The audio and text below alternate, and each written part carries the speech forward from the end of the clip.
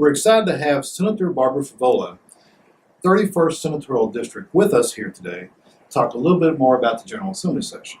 Senator Favola, you were VACo President-elect in 2011 and past chairman of the Arlington Board for a number of years. We're excited to have you here with us and talk a little bit about the session. Let me begin by the 2017 session is winding down. And how would you characterize the session so far? What have been your major successes and or challenges that you've experienced this session? That's a great question, Dean. We've focused a lot of our talent and energy on the budget. This was a year for budget amendments. As you know, Virginia's on the biennium budget. And 2016, we passed the full budgets, but this year we had to do some nips and tucks. We focused on full funding for K through 12 education. As you know, that's one of our top priority positions. Yes, it is. Yes, it is. And I think the school systems around the Commonwealth will be okay. We should always be doing more. I know that teacher salaries in Virginia rank 30th on the national ranking, and we need to move that up. But the Senate did come up with a bill that has put money in a pot that will be disseminated to school districts for a 2% teacher pay raise. Now, if the districts provided the pay raise last year, they'll still get the money and they can use it for other school-related expenses. And the House did something similar with perhaps a looser language, a bit more flexibility. So I think that's a good thing. And then we kept the different program elements under the education budget whole. So that took a lot of doing. You know, we had a last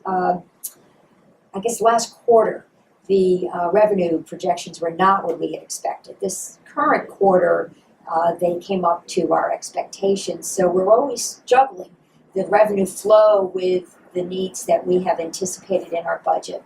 No, we're thankful for what the Senate did in the budget on K-12, and we know that the House did some stuff also.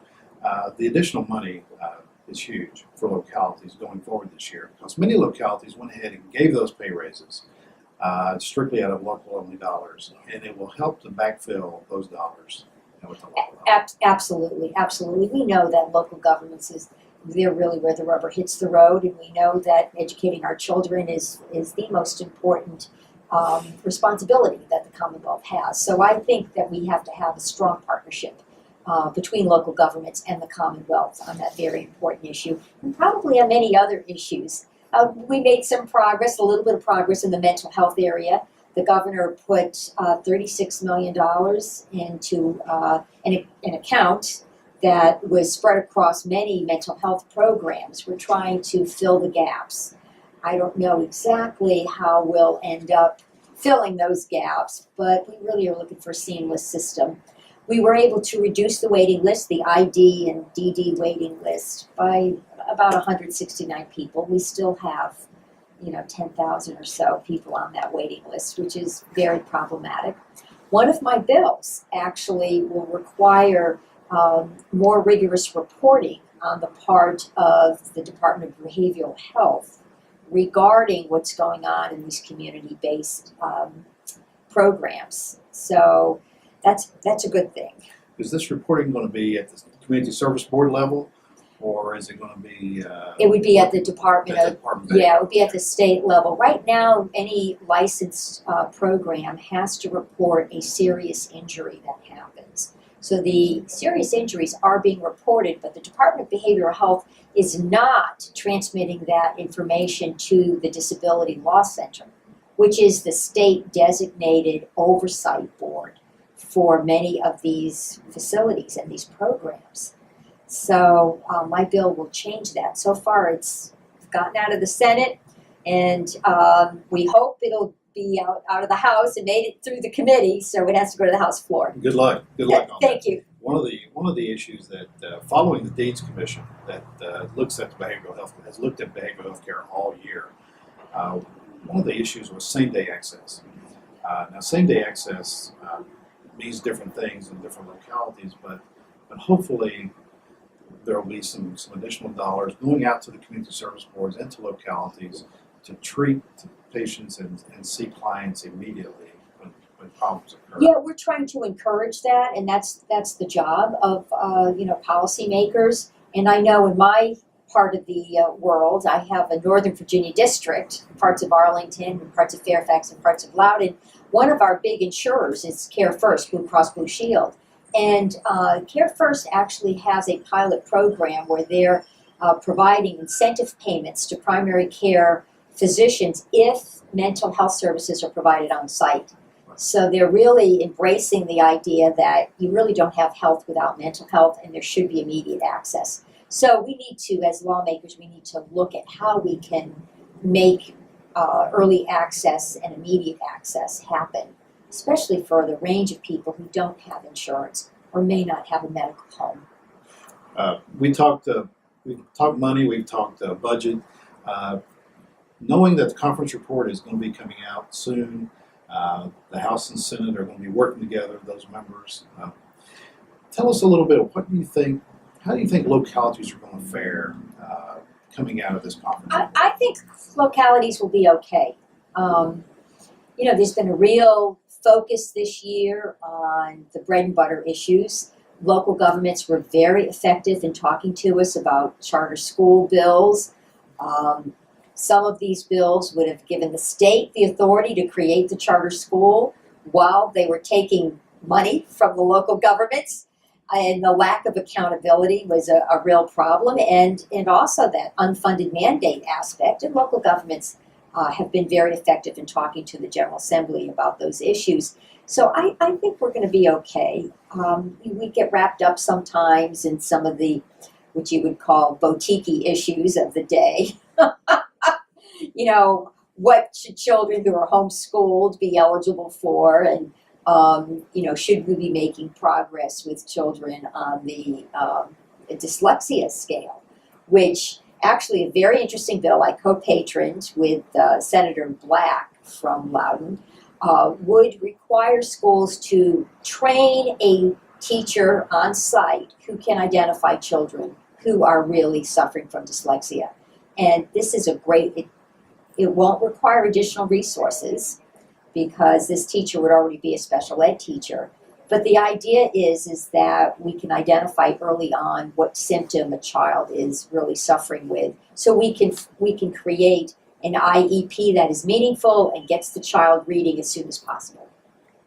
Another issue that former chair of the Arlington board, I'm sure you've dealt with for a number of years, is the unequal texting authority, the ability to raise resources to provide services at the local level that counties have versus cities and towns. That is a great issue. I know as a member of the VACo board, and certainly as the chair and a member of my county board, we're fighting for that all the time. Arlington was one of those unique jurisdictions able to implement a meals tax without a referendum because we got special enabling authority. Most counties can't do that, and I think it's quite unfortunate because the counties really do provide the necessary services that improve the quality of life of all Virginians, and I want the counties to be able to have lots of funding options because if you don't, you end up relying too heavily on the real estate tax, and that is a tax increase. If you can't raise the money through other sources,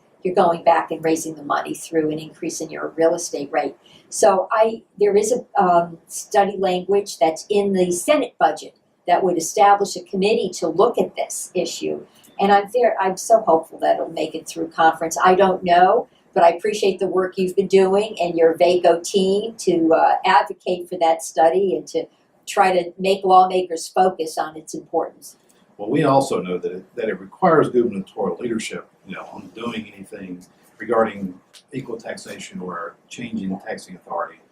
So we have reached out to all the candidates that are currently running and offered the idea out there that VACo is willing to work with them if they're elected. And I would just hope that you would help us in that process, being Absolutely. a former president-elect of VACo, Absolutely. former county board chair, and current senator. Of the 31st. I am 100% in your corner Thank on you. that issue. Thank So you. I will be talking to the candidates on both sides of the aisle. I think that's a great strategy. Something near and dear to you, I know that as the session winds down, we'll be looking at work in the off season, what we do and what you'll be doing. And I know that you're going to be chair of the Commission on Youth this coming year. Can you tell us a little bit of what your plans are with the Commission on Youth, maybe the issues that you're going to be focusing on or that the Commission will be looking at? Oh, that's a great question. So often lawmakers put bills in to change the programs that serve our youth, and lawmakers don't want to delve into the detail, especially in a short session, so they refer the bill to the Commission on Youth, and I understand from staff I have quite a list. So we'll be busy. We'll be looking at how to improve the systems for foster kids who are, perhaps aging out into that 18 and 21 year bracket. We did participate in a federal program to help them continue to either live at home or to live on their own. So we have to monitor that. We're going to be looking at more workforce development programs for welfare moms who actually need to get better paying jobs to sustain their families. We'll be looking at probably some of our special ed needs. I did a seclusion and restraint bill last year, which directed the Department of Education to come up with regulations that mirrored the federal policies on, when a child should really be secluded in a public school setting, and it was a very emotional issue. We had a lot of compelling case examples, and that whole topic came out of the Commission on Youth. This past year, the Commission on Youth, I chaired the subcommittee on how to spend TANF money, temporary assistance to needy families, and we were able to, local governments should be happy with the results of that study. So we should be able to actually increase the monthly payment to TANF moms, which will be a good thing. So that sort of lays the framework for the kinds of issues we'll be studying next year. Some of the issues will be extensions of these topics. You've got a busy year. I have a busy year, yeah. I'm very excited about it, but yeah, and we love having the participation of local governments, VACo, VML, and of course all the advocacy groups that care about kids and children, and the school systems participate in a lot of our studies. So it's wonderful to have such a robust conversation when we talk about kids. Well, we look forward to working with you in the Commission and advocating for children services for this next year. Thank you. You will be a welcome voice. Let me congratulate you in Arlington County, though, of the Nestle announcement. Very excited to the governor announced that the Nestle big chocolate candy maker. Yes, it's coming to Arlington County. Right. And it was interesting that when he spoke at County Government Day, he said the tipping point for Arlington County was the top-notch education system that you all have in Arlington County. And wondering if you could talk a little bit on the relationship that education, adequate and great public education, has on economic development opportunities. Oh, well, that's a really good question. Having a good public school system is one of the most important criteria that businesses look at, because their employees have to follow them to a new location, and their employees want their children in a good public school system. But a good public school system also speaks volumes about the values of that community and the where they want to put their money, where they want to put their resources.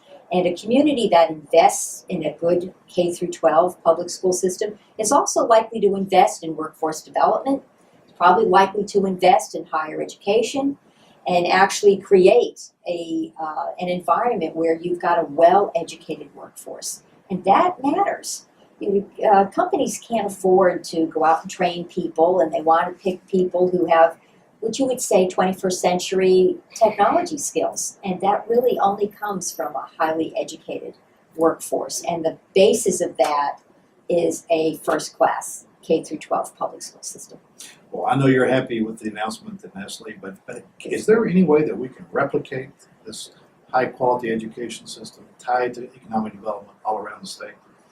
I know that we're trying. Yeah, we're trying. I mean, that's the $50 million question. Yeah, I believe local governments do understand economic development. They're tasked with bringing in businesses. Businesses locate in local governments. So I believe local governments understand that. I think the state needs to be a stronger partner in this funding of the public schools. I think our standards of quality probably need to be re-benchmarked and more dollars available. we just have to keep working at it. I do want to say that Virginia it's ranked one of the top 10 public schools throughout the Commonwealth is ranked as having the best public schools, at least in the top 10.